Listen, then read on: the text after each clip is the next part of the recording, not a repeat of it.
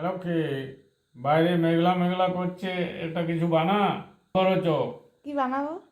ওই যে সয়াবিনের চাংগুলো আছে ওইগুলো দিয়ে একটা কিছু মুখরোচক বানা। ঠিক আছে।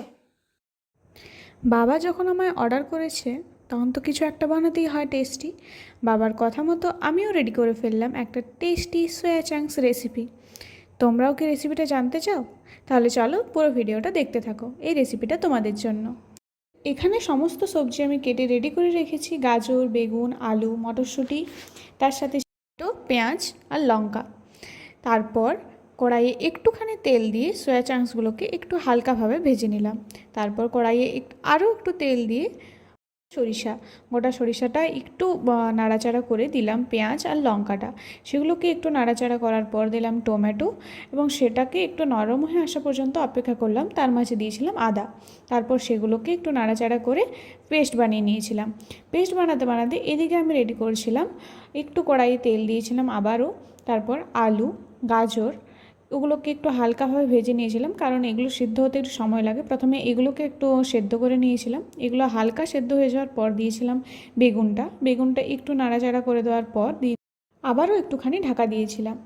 তারপর কিছুক্ষণ পর ঢাকাটা তুলে নিয়ে তাতে দিয়েছিলাম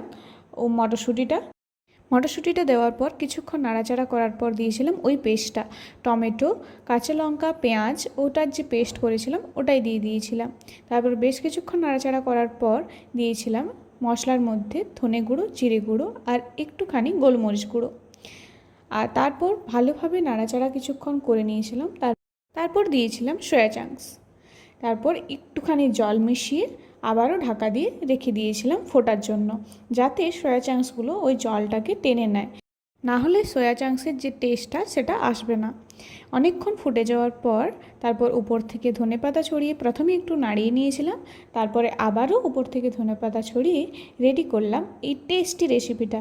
তো তোমাদের এই রেসিপিটা কেমন লাগলো অবশ্যই আমাকে কমেন্ট করে জানিও, এবং অবশ্যই তোমরা বাড়িতে ট্রাই করতে পারো।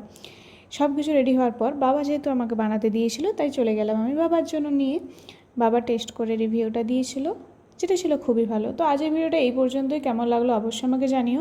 এরকম তোমরা যদি রান্নার রেসিপি আমার কাছ থেকে দেখতে চাও সেটাও আমাকে কমেন্ট করে জানিও। কোন কোন রেসিপিগুলো চাও সেগুলো জানিও। টাটা।